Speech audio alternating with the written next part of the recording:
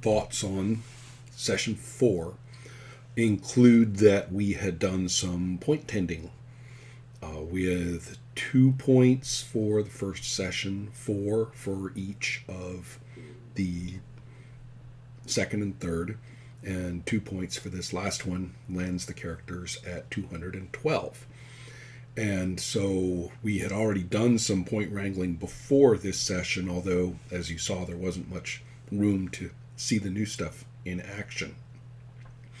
But as it turned out, you can see the sheets. I'll attach them to the comment. And they're getting kind of interesting. Both players are branching a bit. Ola wants Cosmonaut to have some telepathic capabilities, and Hofsmannen is getting stranger with some anatomical differences that Ulf is kind of going for the more kind of sea creature approach to the character. And I'm interested in these because given the points and given the topics and ideas that have come up, they're coming in on a lot of limitations. This means a couple of things. First is that the characters are getting even more oddly contingent. I mean, they already had all kinds of like burnout and strange things about them, but now they have things like partly involuntary instant change and some weird stuff like, I don't want to say until you see them in action, but other things that kind of show up or don't, or work in different ways at different times. Mathematically, that means that both of them are a higher ratio, and I believe they're both into the mid to high teens, 100 and teens on the ratio, and that's moving up toward the limit of what player characters can be at, which is 119. So that means that they'll be required by the system to delimit further point use as more points are accumulated. That can either be just using the points without limitations as we go. It could even mean relaxing some of the current limitations, which is kind of where I think Cosmonaut's aiming ultimately, especially in terms of the new telepathy and maybe that weakened ego that he likes so much. He was really felt it when the burnout hit after he used it and couldn't use it again outside of that particular encounter or fight. Well, so those are proceeding. Points are doing what they do, and I think the players are sort of suddenly realizing that their character concepts and things that they think are too weak or aren't quite right or something will be, or desirable as developments, that all those things are actually well within reach, and it's actually quite a pleasure to play Champions for a while and really kind of hit the rhythm of your character growing. So that is occurring. Another thing that you'll notice is that I seem to have been loaded for bear for a couple of things, specifically to let you know now that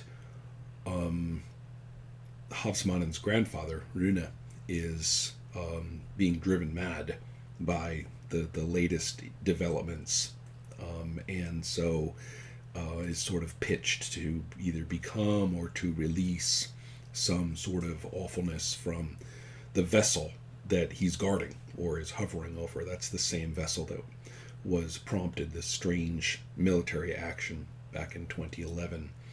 And so anyway, that's on that side. Now on the other one, I just finally just had to drop it that Groanchikten, or Greyface, is as a former EB agent is going home, and so is back when that agency was headquartered in Karlsborg Fortress, which incidentally I made up. I don't know if it ever was. Seems sort of likely that it might have an office or two in there. But anyway, the idea too that it's right next to one of the biggest inland bodies of water in Sweden, Vatten, is almost too good to pass up. And it's still in the state or province of Västra Götaland, so that's awesome too. I mean, it all fits, man. So it's kind of cool that I want to have some unguessable, terrifying entity in Vatten that Greyface is perfectly happy to manifest or call up, and then we have this unknown vessel in the archipelago which Rune, maddened, is going to release or manifest in some way. Anyway, so beings rising up from the deep. There are two of them, not just one. So this particular session may have seemed to you a little bit too wrapped up in the sort of Colombian drug stuff, which wasn't really intended to be a knockoff, but on the other hand, it's sort of little events, rather than just have it be a closed book. Okay, well, you stopped some drug stuff. Okay, good. Okay, we're done. Your crime fought. Got that out of the way. Issue 1. No, I kind of like the manifestations and details of stuff that cropped up in there, and the notion that the trauma endured by Vasquez, which triggered off all sorts of psychological situations concerning the mental abuses that had been kind of visited upon her to make her an agent of the Colombians. That easily could be interpreted as having been partly broken, or so the notion of having her, kind of back in the mystic zone, in the psychic zone, the deeps, based on the forest, was on my mind, and I kind of don't want to lose her. I'd like to see what she's like when she's not forced to be, the suited up Golden Arrow, but instead can be more of a figure in the picture of her own, with her own access to these depths. So that's kind of cool. I'm still kind of struggling a little bit. It's a lesson for all of us that you must make your hazards with all of their required features. One is the feature of what happens when you're in their area of effect. That's the easy one. The second one is what roles or features that you have to have, or what is it that allows you to sort of traverse it or avoid that effect while you're in it. And then finally there's the thing to do, or the feature to have, or whatever that it takes to either traverse it entirely if it's just a huge location, or to shut it off, to make it stop. Basically defeating the hazard in whatever terms make fictional sense. What is it that it takes to do that?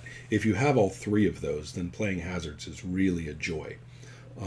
If you sort of try to spitball one of them, or say, well, I'll get to that, or not even really know, and then it's really, really rough. All of a sudden you're basically authoring in terms of the immediate moment of play, which means you're controlling play and directing it, and that's not the way to go with this. So anyway, I kept revising the hazard. You see, there's several. There's a hazard set up by the perimeter, by the UNDK, that's basically imprisoning Runa. Then there's the hazard above his brain tissue, the plane, the spread out flat plane of his brain. But being in that zone, is interesting. It's a bit of an attack. Your intelligence is weakened, but it also gives you the benefit. You're being hit by telepathy, which is usable for others, and so you have access to some telepathic communication. And so it's kind of cool, but setting those up as effects took a lot of sort of creative strain. And then I said, well, how do you stop it? And anyway, really I had some things written down for all those, but they didn't have a finalized playable feel. I've since gone back to them and said, all right, this is how they work. Done. And so I'm happy about that. So yes, I'm actually looking forward to a somewhat more significant, boom of entities, called up for the next bit, and hoping we get there. Hoping that the game itself is showing its colors. Oh, one last thing. This one, although there was some characterization for some people, really, I want to get back to the lives of our characters too. I'm looking at the supporting cast and saying we had a nice start with some supporting cast, but I have some notions for that in my now. More characters to bring in, more things for the people that we do know to do. Kind of just spreading out and enriching the matrix of these characters' lives. So that's going to happen too. All right, having fun, and I will look forward to any and all comments and questions.